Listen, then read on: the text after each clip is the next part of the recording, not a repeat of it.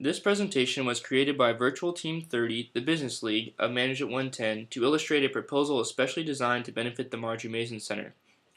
For over 3 decades, the nonprofit organization, the Margie Mason Center, has served as an invaluable resource throughout the Central Valley. In recent months, however, the organization has been tested due to significant changes in leadership, company procedures, and the financial budget.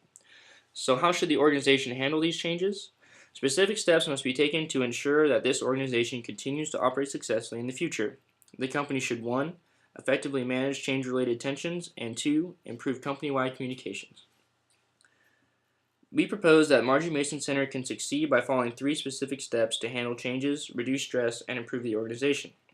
Now, let's take a look at these steps in a bit more detail. First, all management leaders should lead by example during times of change. They should demonstrate their commitment to the organization's mission and increasing interaction with employees and actively advocating for their best interest. Upper-level management should figure out exactly what's working and what's not as they make change-related decisions. To help this process, they should schedule monthly visits to each facility and vary the visit times and locations to visit as many staff members as possible. We propose that through these visits, administration can shadow employees as trainees and engage in day-to-day operations in order to understand full perspectives, witness day-to-day operations, and gain crucial feedback from staff. Management should also encourage more participation in the decision-making process to show that all employees are valued members of a team.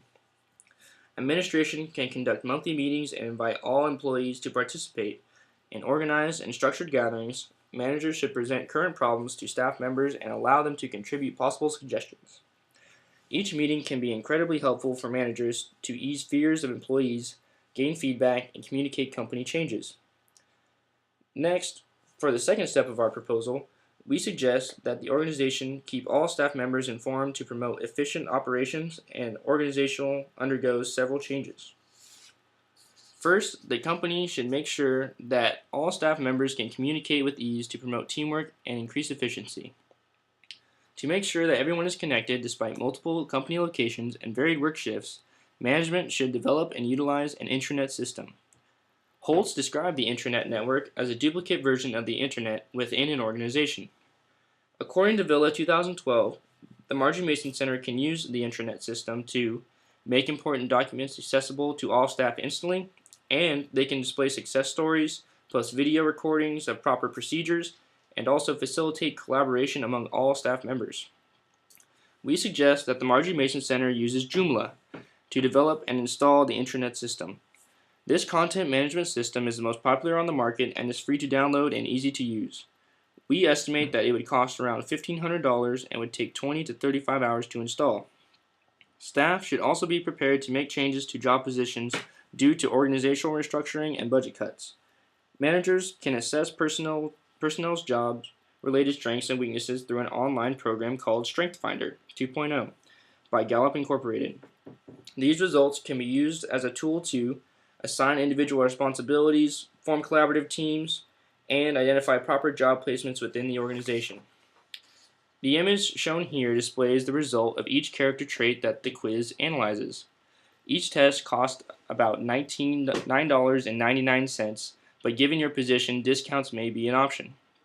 Identifying proper job placements can increase efficiency, prevent wasted resources, and as the website indicates, improve the satisfaction of company employees, which can help alleviate many insecurities about their jobs. To limit stress and make sure every employee is aware of company changes, orientations and yearly questionnaires should be offered to staff members. These can be distributed over the intranet system to be worked on at any time. To encourage participation and create excitement about these sometimes unpopular activities, staff members can be provided with inexpensive incentives, such as tickets to enter periodic raffles for free lunch, small gift cards, and 1 to 2 hours of paid time off. And lastly, trainees should be scheduled to shadow personnel in different roles throughout the organization whenever the opportunity presents itself. This technique will help employees to handle different responsibilities, fill in when needed, and work more effectively with coworkers as a part of a team. As for the next step in our proposal, the Margie Mason Center should strive to limit stressors in the workplace. MMC employees may be especially vulnerable to stress due to company changes and budget cuts. The organization should limit the strain to minimize conflicts and lower morale. First, administration should work to create an environment where employees are comfortable to voice their concerns without fear of reprimand. This can be done by developing an open-door policy with supervisors, directors, and managers. Management can also designate an existing employee at each MMC site with responsibilities for human resources. According to recent research, only 13% of nonprofits have a dedicated HR employee, likely due to the anticipated expenses from additional salary. Using existing managers in the field, however, could limit costs and could greatly increase employee morale. Managers should also provide guidance to staff members during periods of change to reduce stress. Directors should recognize the great efforts of employees with positive reinforcement. This includes providing regular job assessments and offering praise for exceptional performance. Directors can acknowledge staff members' accomplishments by mentioning success stories of former clients and distributing them over the intranet system. Staff managers can also conduct yearly evaluations and track the progress by developing SMART goals, those that are specific, measurable, attainable, relevant, and time-bound. By focusing on concrete purpose, employees will be less anxious in the face of change. Off-site staff appreciation days held semi-annually is another way for administration to show that they value their employees with limited monetary resources.